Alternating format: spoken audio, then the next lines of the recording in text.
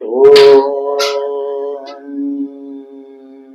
హరి ఓం శ్రీ గురుభ్యో నమః. హరి ఓం విఘ్న వినాయకాయ నమః. వాగ్దేవే నమః. నమస్కారం ప్రార్థయం కరిష్యే. ఆత్మీయ బంధుమిత్రులారా, నా యొక్క ధర్మరక్షణ, సనాతన రక్షణ పరివారంకు నా యొక్క హృత్పూర్వక ధన్యవాదాలు తెలుపుతున్నాను. ఈరోజు ఒక చాలా అద్భుతమైన ఒక చిన్న కథతో మీ ముందు వస్తున్నాను. ప్రతి ఒక్క మనిషి నేను పెద్దవాడు కావాలి, నేను అత్యున్నత స్థానంలో పోవాలి అంటారు. వాళ్ళని తగ్గట్టుగా నేను మీకు నిజం చెప్పేది ఎట్లంటే, ఇప్పుడు ఒక ఇల్లు ఉంటుంది, ఇంట్లో ఒక ఇద్దరు ముగ్గురు ఉంటాము. పెద్దరికి ఎవరు ఉంటే నేను పెద్దరికి మేళ కాకూడదని వాడు అనుకుంటాడు. ఇంకొకటి, ఈ రోడ్ కార్పొరేట్ సంస్థ లేకపోతే వార్డు మెంబర్లు ఉంటారు, నేను వాళ్ళ పెద్దరికి కాకూడదు, అట్లే పైకి పోతాను. అక్కడి ఇంకా కౌన్సిలర్లు, అక్కడి ఇంకా ఎమ్మెల్యే ఇంకా ఎంపీ. ఎమ్మెల్యే అయిండే వాళ్ళు నేను సీఎం కావాలనుకుంటారు, సీఎం నీకు ఎన్నెన్నో వాళ్ళకి తెలివైన పోస్ట్ ఉంటుంది. ఎంపీ అయిన వాటికి వాళ్ళకి తెలివైన పోస్ట్ ఉంటుంది, నేను ప్రైమ్ మినిస్టర్ కాలం ఆనాస ఉంటుంది. అంటే వాళ్ళ స్థాయికి తగ్గట్టుగా వాళ్ళ స్థానం అనుకోండి.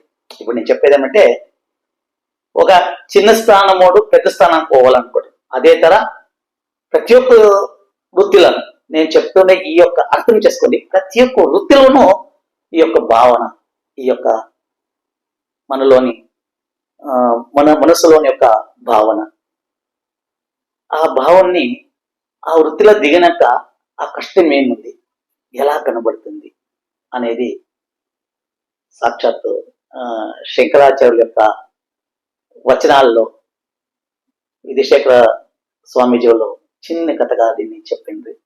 అది మీకు నాకు తెలిసిన విధంగా మీకు పంచుకోనేకి ఈ యొక్క శంకరుల కృపానుగ్రహం కావాలని కోరుతున్నాను.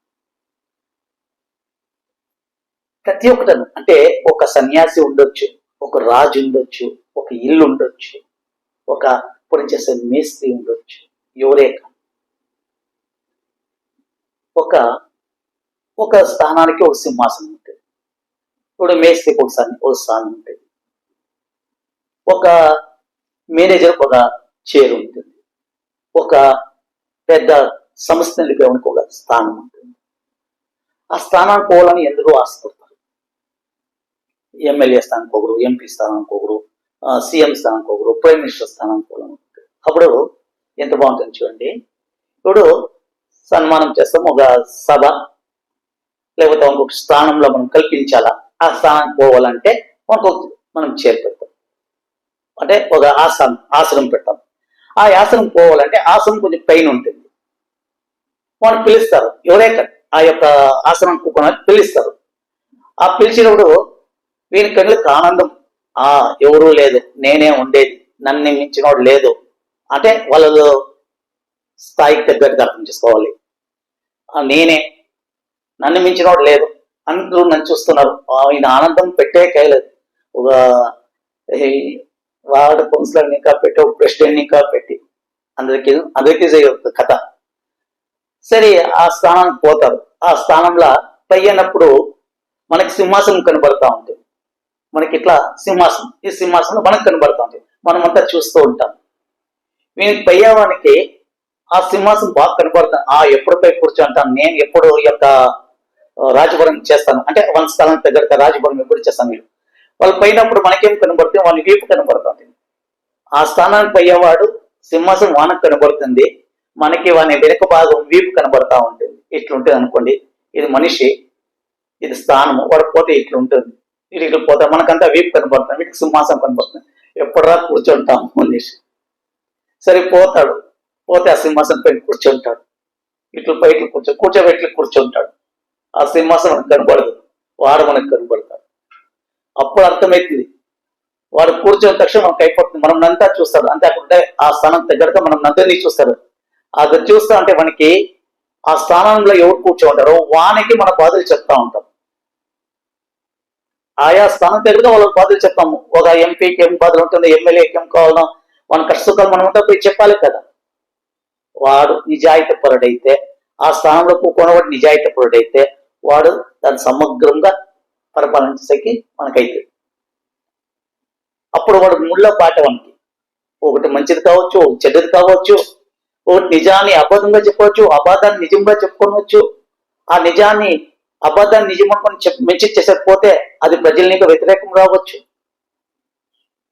ప్రజలు చెప్పినంత సరిపోయా అంటే ఒక అర్థంలో అర్థం ప్రజలు బాగుంది అంటే అర్థం ప్రజలు బాగలేదట. ఇప్పుడు మనము ఒక మంచి కార్యం చేయాలంటే, అంటే ఆ స్థానంకు కూడా ఒక మంచి కార్యం చేయాలంటే ఆ స్థానంలో అంత మంచి కార్యాలు చేసేయాలి. 100కి 60-70% మంచి కార్యాలు చేస్తే ఆ మంచి కార్యంలో కూడా 30% చెడు కార్యాలు వస్తుంది. ఎందుకంటే నాకు ఇప్పుడు జ్ఞాపకం వస్తుంది, మా రామారావు గారు నందమూరి తారక రామారావు సీఎం అయినప్పుడు ఆయన మన సినిమా రంగం ఇంకా సీఎం అవుతాడు. ఆయనకి అనుభవం ఉండదు, రాజకీయం అంత అనుభవం లేదు. కానీ నాడేళ్ల భాస్కర్ గారు ఆయన చేతుల ప్రజలంతా జేజేలు కొట్టించింటారు. రామారావు ఇడీ మన భారతదేశానికి జేజేలు కొట్టిన మన తెలుగు వాళ్ళకి జేజేలు కొట్టింటే ఆ రామారావు గారిని అక్కడ కొంచెం హెచ్చు తక్కువయ్యి ఈ 60 ఏళ్ళు ఉండే ఒక వయసుని అంటే వాళ్ళు సృష్టించాల, ఉద్యోగాలు సృష్టించకి వాళ్ళు 60 ఏళ్ళు ఉంటుంది. వాళ్ళకి 60 ఏళ్ళకి వాళ్ళని ఇచ్చేస్తూ ఉంటారు. అంటే వృత్తిపరంగా వాళ్ళు యూత్లోకి వస్తూ ఉంటారు. అక్కడ నాదేళ్ల భాస్కర్ ఏం చేస్తామంటే ఆ సమయంలో 60 ఏళ్ళని 58 ఏళ్ళు చేస్తే, అంటే 60 years ని 58 years చేస్తే ఇంక 2 ఏళ్ళ ఎందరో వృత్తిపరంగా వాళ్ళు నివృత్తి అవుతారు. వాళ్ళకి మనం కొత్త వాళ్ళు చేర్పించుకోవచ్చు. మనకి రామారావు గారికి ఐడియా ఇస్తారు. ఆ రామారావు గారు వాడు చెప్పింది నిజమే కదా, 50-60 ఏళ్ళని మనము నివృత్తి చేస్తామంటే కొత్త వాళ్ళకి సృష్టించు కదా అని నివృత్తిస్తాం. అప్పుడు రామారావుని జేజేలు కొట్టిన ప్రజలే చీ కొడతారు. కొందరైతే ఆయన ఎక్కడో ఒక జాగాల ఈ యొక్క దీన్ని ఉపన్యాసం ఇచ్చకపోయినప్పుడే మాట్లాడే మీటింగ్ పెట్టకుండా పక్కలో ఉండే వాళ్ళైనా షోటం కూడా చింపేశారు. ఒక స్థానము మనము ముళ్ళ బాట, ఓకే, మన శక్తాంశం ఆ స్థానంలో పోతారో ఆ స్థానంలో కూకునే వరకు వీళ్ళకి ఆనందం ఉంటుంది. ఆ కూకుని తక్షణము ఆ స్థానంకి ఎంత కష్టం ఉండేది అని అర్థమైంది. ఇంటి యజమాని ఆరాంగా వేరే వాళ్ళు తిరుగుతూ ఉంటాడు. ఇంటి యజమాని కష్టం తెలుసు, ఎంతలు చూసుకోవాలి, ఇంటి చూసుకోవాలి, బాధ్యత కట్టాలా, వాడు బిడ్డలు చూసుకోవాలా, పోషణ చేయాలా. అప్పుడు ఉమ్మడి కుటుంబంలో అందరినీ ఒకే సమానంగా చూడాలా. కానీ పక్కలో ఉండాలి చెప్తారు, ఏం ఆయన ఉమ్మడి కుటుంబంలో పెద్ద, నువ్వు పెద్ద అంటారు. ఆ ఉమ్మడి కుటుంబం పెద్దరికమైన అర్థమవుతాను. ఒక సీఎం అయినా అర్థమవుతుంది, ఒక ఎమ్మెల్యే అయినా అర్థమవుతుంది, ఒక పిఎం అయినా అర్థమవుతుంది. ఒక స్వామీజీ ఆ స్థానంలో కూకొని ఇంకా వానికి అర్థమైంది, అయ్యో నేను స్వామీజీనికి ఇంత కష్టం ఉందని. ఎందరో వస్తారు, మంచి వాళ్ళు వస్తారు, దోగులు వస్తారు, మోసగాలు, దగ, కుట్ర అన్నీ వస్తారు. అందరూ వచ్చి స్వామీజీకి నమస్కారం చేస్తారు. అందరూ స్వామీజీని అడుగుతానే ఉంటారు. ఒక దేవుళ్ళ దేవుని అడిగినట్లు స్వామీజీని అడుగుతూ ఉంటారు. ఆ స్వామీజీ అందరికీ మంచిది మంచిది అంటూ ఉంటారు. అప్పుడు అర్థమైతుంది ఆ స్థానం ఏమి. అలాగా మనం ఒక స్థానానికి పోవాలంటే మనం కూకునే కదా, ఎదురుగా ఎంత కష్టం ఉంది అని మనం తెలుసుకోవాలి. ఆ కష్టం తెలుసుకున్నప్పుడే మన జీవితంలో ముందుకు మనం పోతాం. ఎవరైనా కానీ ఒక మంచి కార్యసిద్ధుడు, కార్యం చేయలేడు, బలిష్టమైన నాయకుడు కావాలంటే అన్ని విధాలను ఆలోచించేసి ఆ స్థానాన్ని కూర్చొని ప్రయత్నం చేస్తాం. అందరూ ప్రతి ఒక్కరు కష్టసుఖాలను పంచుకుంటాము. అందరూ మంచి స్థానాన్ని పోతాం. మనము ఒక మంచి సింహాసనం పైన కూర్చొని మన భారతదేశ సామ్రాజ్యాన్ని అందులో పౌరులై కాపాడుకుంటామనేసి మనము ఈ విధంగా మీతో నేను ఒక స్థాన బలం ఏమినది పంచుకుంటున్నాను.